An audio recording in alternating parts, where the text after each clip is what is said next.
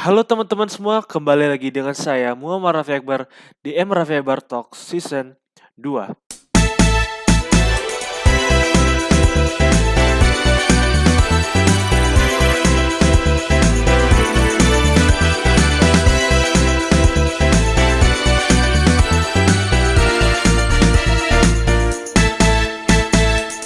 Halo teman-teman semua, kembali lagi dengan saya Muhammad Raffi Akbar di M Raffi Akbar Talks.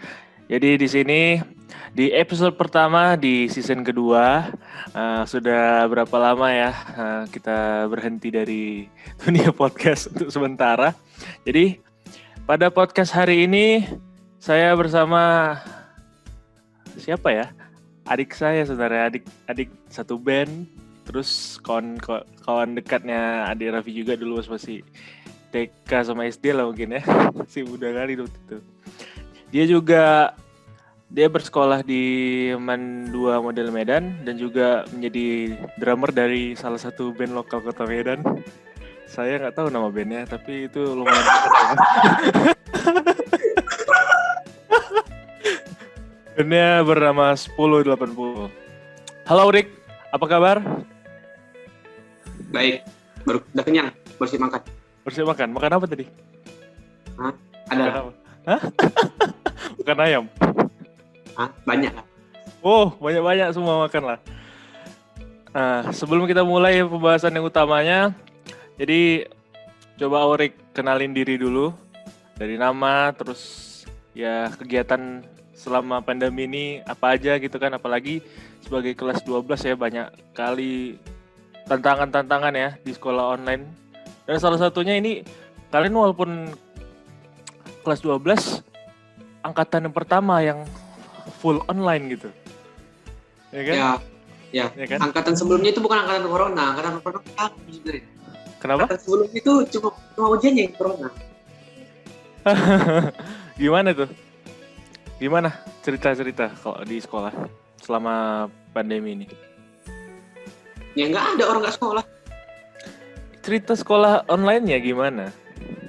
Apa ada cerita-cerita yang ya gimana ya kalau misalnya kita sekolah biasa kan biasanya kita kumpul-kumpul sama kawan-kawan gitu kan, kita langsung tatap muka sama guru, kita juga kadang bisa dilihat ya banyak kegiatan lain ekstrakurikuler ya kan. Akhirnya kan kalau misalnya corona gini kita nggak bisa ngapa-ngapain gitu.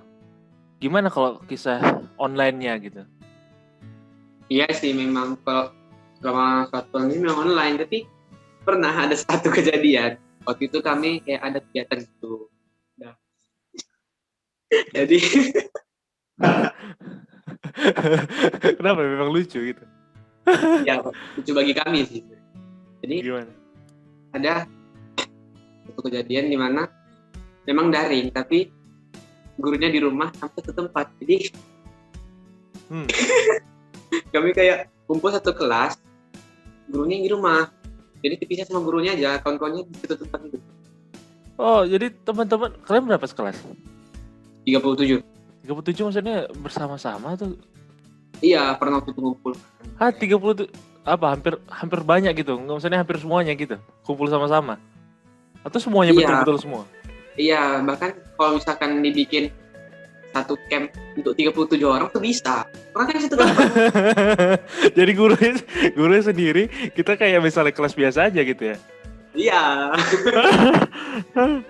Jadi kan di sini udah juga mau buat podcast sebenarnya bahas masalah ya perbedaan SMA dan MAN gitu. Jadi ini kan nggak bisa kita ambil dari kelas 12 saja. Jadi ya ambil juga kita tarik belakang ke kelas 12 kelas 10 sama kelas 11 Aurik dulu. Nah, perbedaan mungkin yang di depan mata orang kan kalau bedanya SMA sama MAN kan berarti kan MAN fokusnya madrasah aliyah gitu ya. Berarti kan fokus ke bidang-bidang agama Islam gitu. Apa itu benar secara 100% atau sebenarnya secara umumnya gitu seharusnya sama aja gitu? Sebenarnya kalau dari luar kelihatannya kayaknya iya sih, tapi kalau di dalam belajarnya ya sama sih. Dah bedanya kalau misalkan kan di MAN itu, di madrasah aliyah itu, kalau di SMA itu biasanya ada 2 atau 3 jurusan kayak IPS, kadang-kadang yang bahasa. Nah kalau di madrasah aliyah ini dia ada 4 jurusan. IPA, IPS, agama sama bahasa.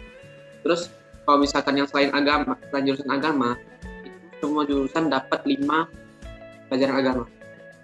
Jadi kayak kalau misalkan di SMA kan kayak satu pelajaran agamanya satu, pendidikan agama Islam. Kalau di madrasah ini dia dibagi-bagi.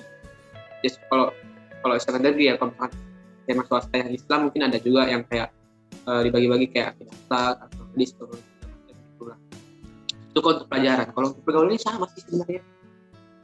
Terus sistem pembelajaran juga sama? Atau bisa kita bilang kalau misalnya yang di MAN itu ustadz-ustadz semua? Gimana? Guru-gurunya?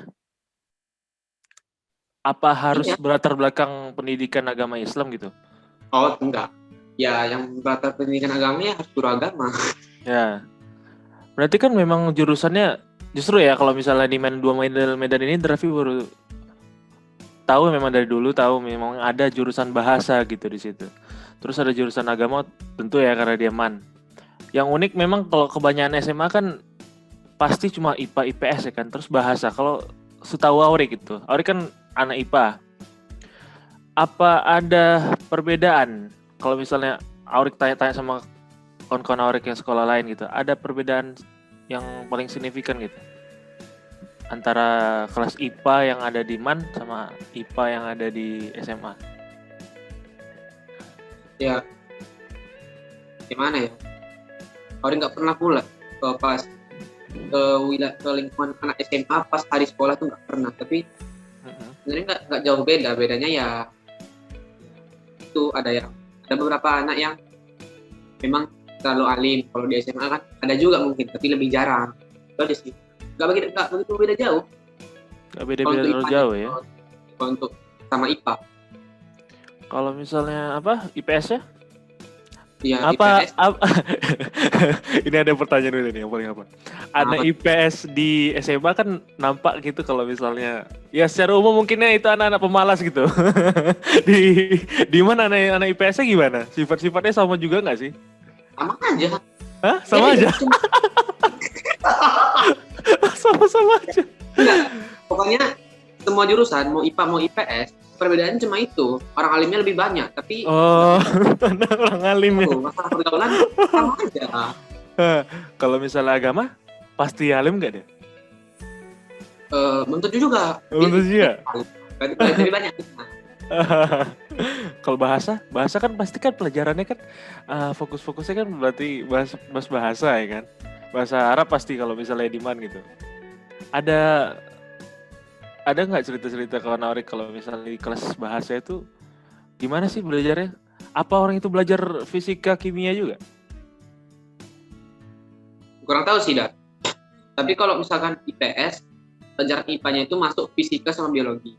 Kalau agama sama bahasa, kayaknya cuma biologi lah yang masuk. Kalau agama? Kalau kelas agama? Nah, ya, kelas agama bahasa itu cuma yang biologi. Masuk biologi. Kalau nggak salah, kurang tahu juga sih. Nggak pernah tuh main sama orang itu. Lucunya sih kalau misalnya apa kan di era pandemi ini kita kan nggak bisa ikut ekstrakurikuler gitu. Jadi dulu Auri kalau misalnya di sekolah ikut apa? Ikut apa aja? Seharusnya. Apa tuh? Seharusnya kalau misalnya lagi nggak pandemi. Dulu Auri pernah. Dulu dari awal ke 10 itu pernah ikut English klub bahasa Inggris, tapi 2 minggu keluar tak betah. Terus baru itu sampai pernah jadi direkrut jadi anggota aja tapi. OSIS atau OSIM? Malah itu beda. Nanti yang denger nih biar tahu kalau misalnya di madrasah itu kan dia namanya nggak OSIS gitu, namanya OSIM ya kan? OSIS itu di MAN 2 namanya OSIM, tapi nggak semua madrasah yang namanya OSIM. Oh gitu. Nah berarti di MAN 2 tuh OSIS? Dulu MAN 2 namanya OSIS, tapi entah tahun berapa diganti jadi OSIS. Oh diganti. Oh, saya baru tahu. Masa pun demikian. Awalnya OSIS, tapi diganti jadi OSIS.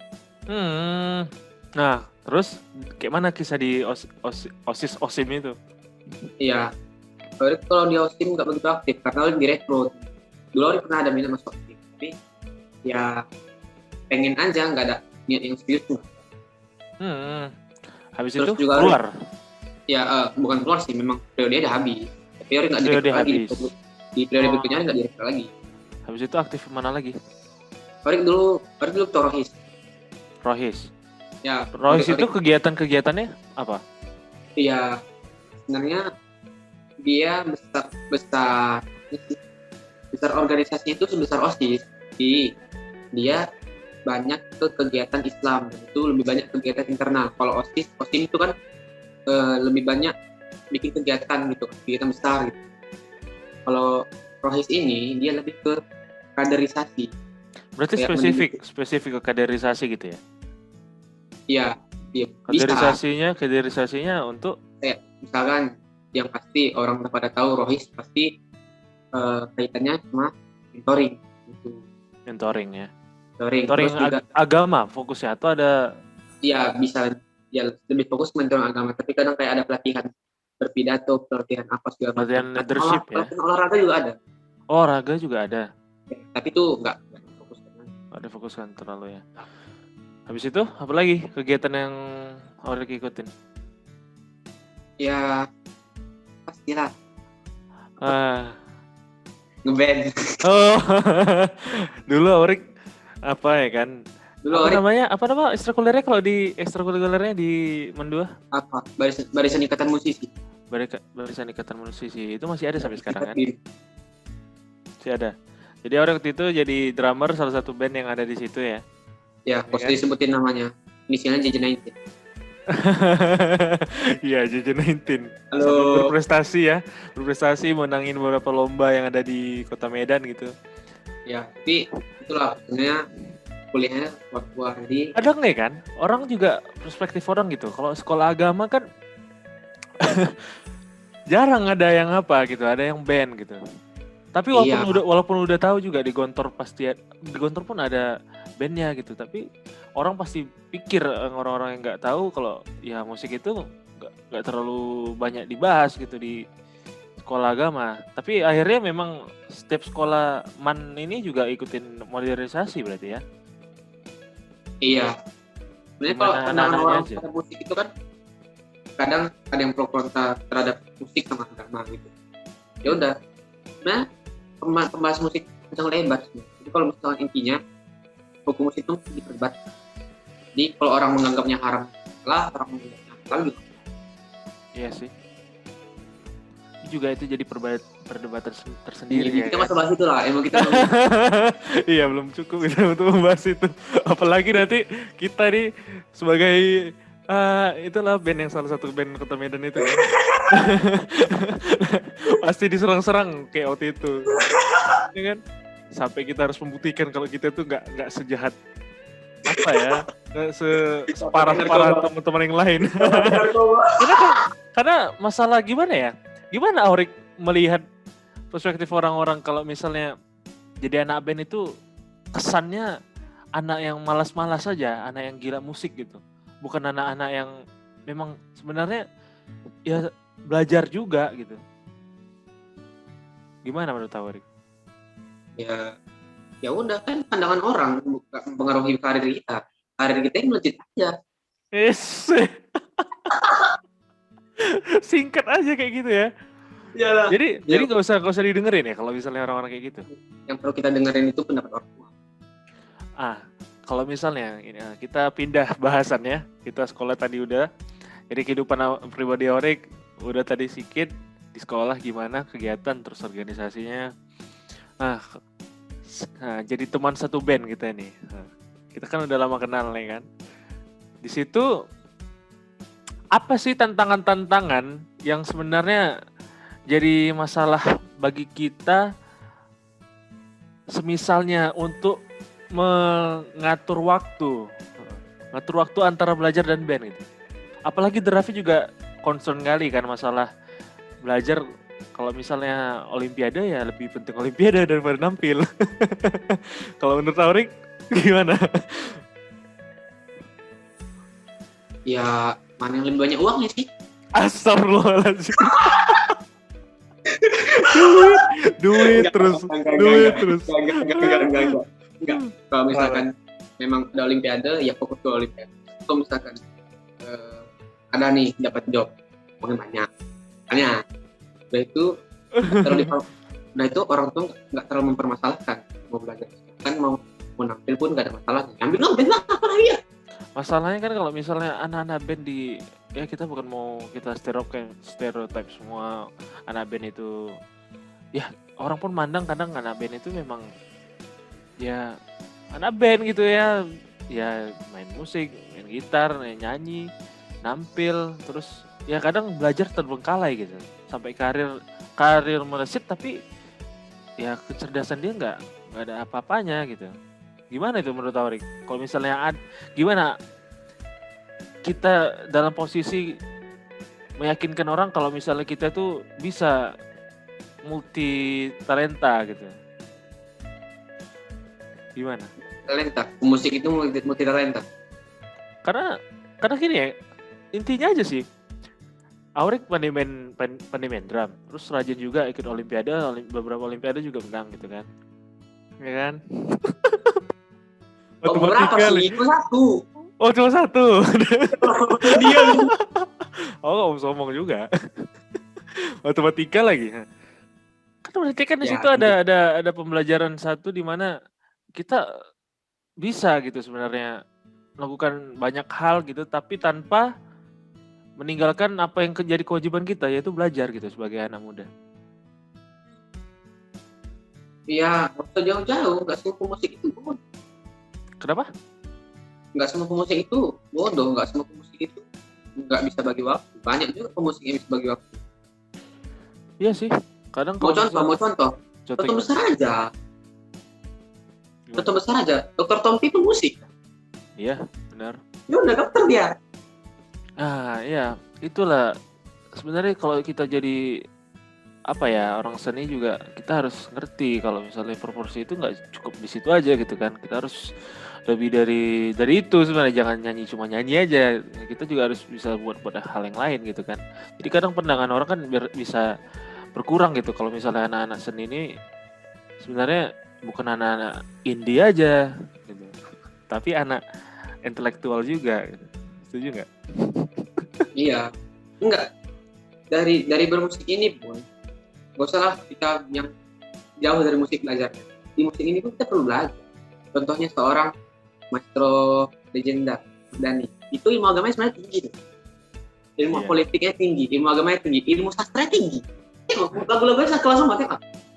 Iya kan, kalau misalnya kita punya kelebihan di bidang sesuatu bidang gitu, justru sebenarnya malah menguatkan bidang yang seni itu. Contoh aja kan misalnya kebanyakan sutradara Indonesia juga nggak banyak yang sekolah film gitu.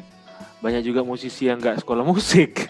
Banyak juga orang-orang yang sering nulis buku malah bukan orang-orang sastra. Iya kan? Iya. Intinya kita gimana kita mau jadi konsisten dan jadikan seni itu sebenarnya bukan terlalu penting untuk jadi hal yang kita bilang jadi hal yang paling utama gitu. Justru itu cara mengekspresikan salah satu cara untuk mengekspresikan rasa stres kita mungkin ya. Dan untuk menyesuaikan pikiran ya. Ginilah. Di band kita tercinta, inisial 1080. Itu udah nulis lagu. Sedang berasal dari udah yang berlatar belakang memang seorang penulis. Itu kan sudah ilmu sebenarnya. Iya. Nah, itu kan kita jadi penulis tuh nggak gampang. Iya juga. Nah, ya udah, walaupun kita bermusik ya, kita kelihatannya nggak belajar gitu kan. Tapi di balik layar kita nulis lagu, itu sebenarnya ilmu. Apalagi kita untuk menyelesaikan single kedua tuh butuh waktu yang sangat udah. Astagfirullahaladzim ya. Bagi kawan-kawan yang ngerti pasti udah kenapa kok bisa sampai 6 bulan gitu mengurus itu, karena memang tantangannya kami bukan musisi label mayor gitu kan.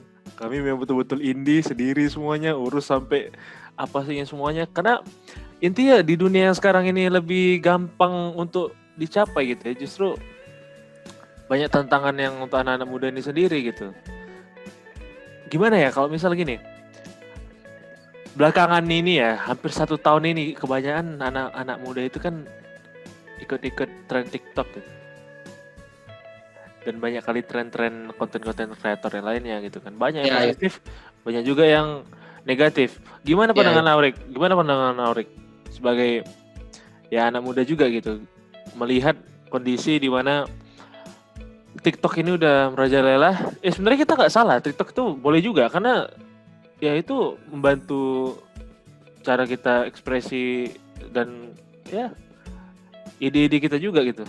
Gimana kalau misalnya itu terjerumus sampai hal-hal yang negatif? Panjang sedikit ngomongnya. ya mana. Oh, ngerti kok. Apa? Ya sebenarnya dari TikTok sendiri nggak salah. Yang salah itu kreatornya sama penontonnya. Bukan cuma kreatornya, penonton juga salah. Kenapa? Betul. Kalau pandemi ini, Kenapa? penonton itu yang main TikTok ini, yang nonton, yang nengok FYP pas segala macam. Kan yang main lah, bukan yang kreator. Itu juga harus pandai. Mana yang baik untuk ditengok. Bukan cuma kreator. Iya, memang salah kreatornya. Kalau kreatornya nggak buat itu, nggak mancing itu, penonton nggak akan nonton memang. Tapi kalau misalnya kita buat itu pun, kita nggak tengok, kita lama-lama berhenti. Iya sih. Nah, karena algoritmanya membaca, apalagi dunia sekarang internet ini bisa membaca apa yang kita mau gitu kan. Ya, masalah kreatif nggak kreatif. Sebenarnya kalau misalkan dia nggak kreatif pun, dia pelajari ide orang. Tapi dia bikin versi dia misalnya. Ya kreatifnya sebatas bikin versi dia, tapi itu bermanfaat semua orang, nggak masalah.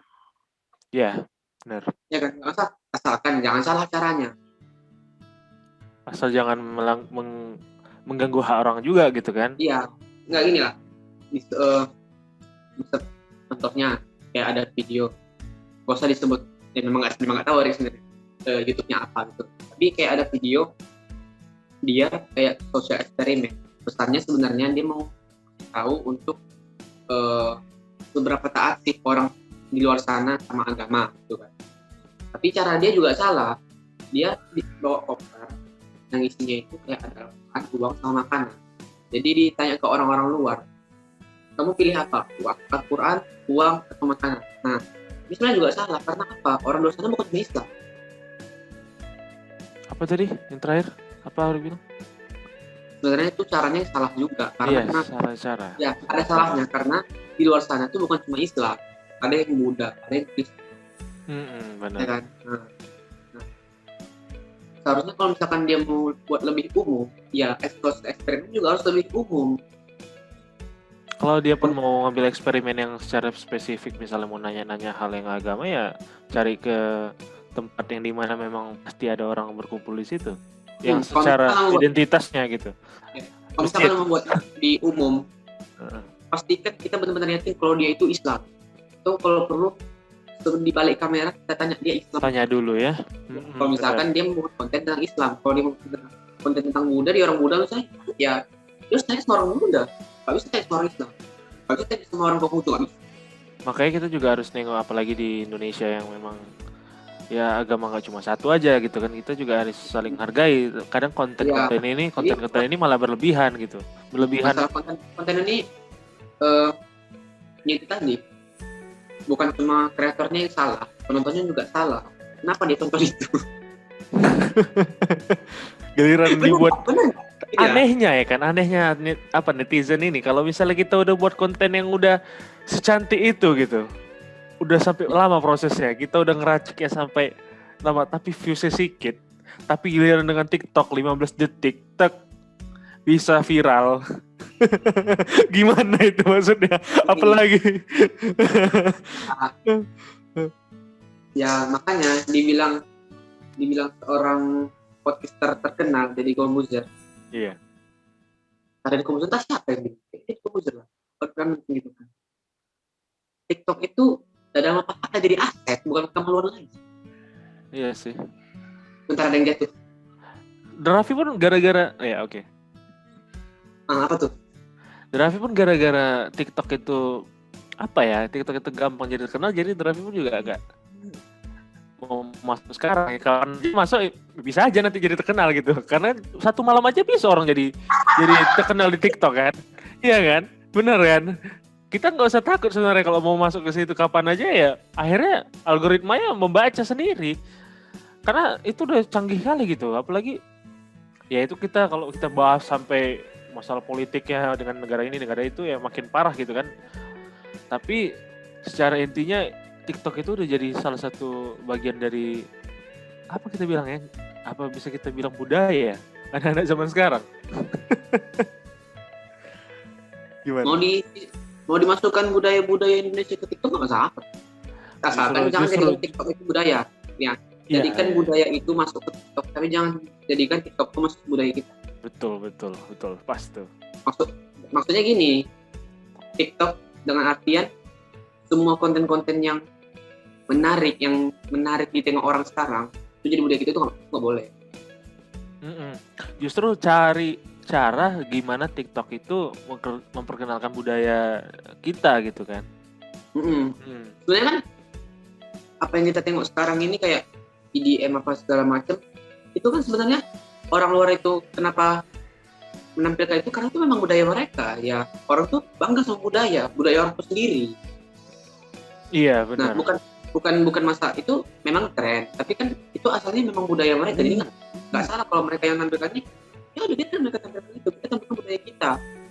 Kita akan mau ambil kelas internasional, disitulah budaya kita kayak apa sih namanya, nggak pernah pulang kok, Jenius. Nah itu kan dia lagu laki, itu kan dia sisipkan budaya kita di lagu-lagu EDM. Lagu EDM yang gimana bisa dikenal orang-orang luar ya, dengan cara kita sendiri dengan sisipkan nilai budaya itu. Itu yang harus didukung sebenarnya. Bagus, benar.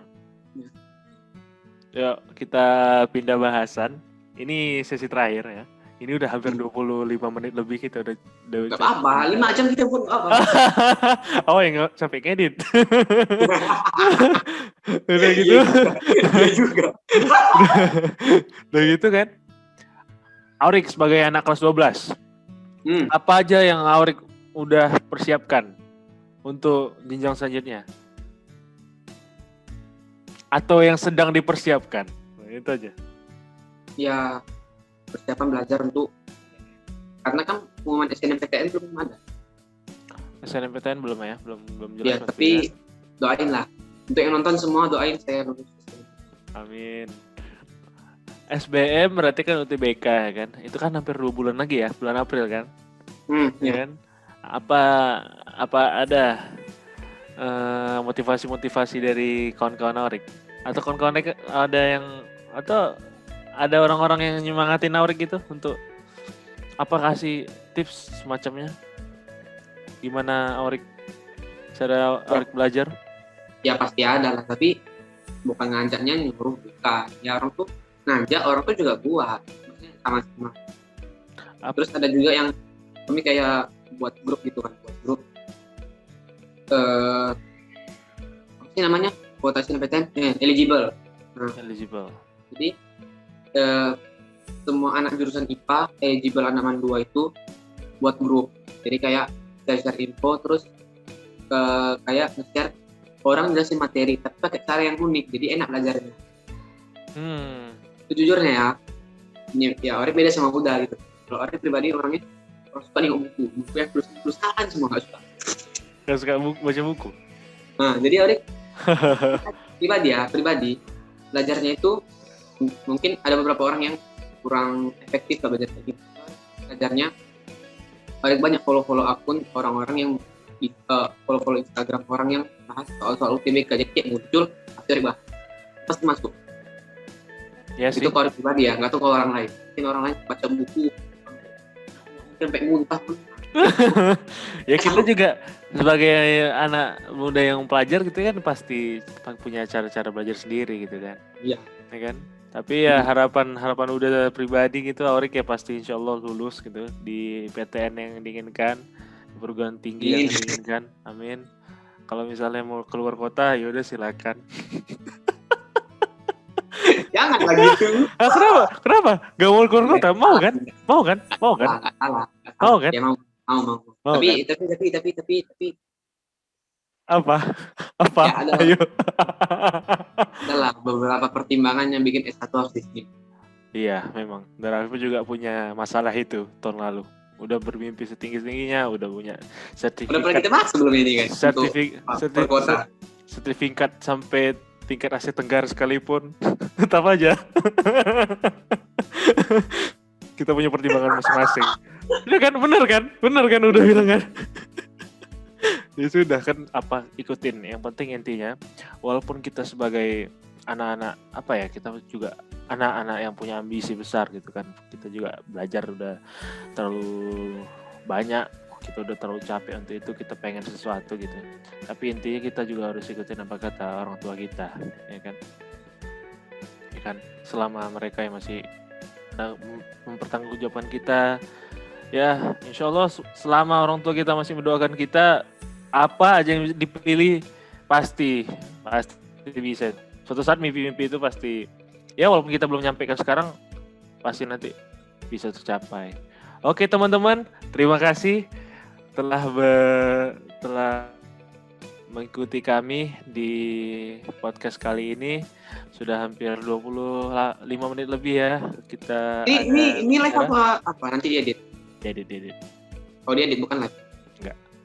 Oh. Ya, teman-teman, jangan lupa untuk dengarkan Raffi Akbar Talks di Spotify dan platform lainnya. Dan jangan lupa juga untuk follow Instagram Aurik di apa Instagram? aurik.muhammad. aurik.muhammad. Dan jangan lupa teman-teman untuk selalu mendengarkan podcast ini. Terima kasih. Wassalamualaikum warahmatullahi wabarakatuh.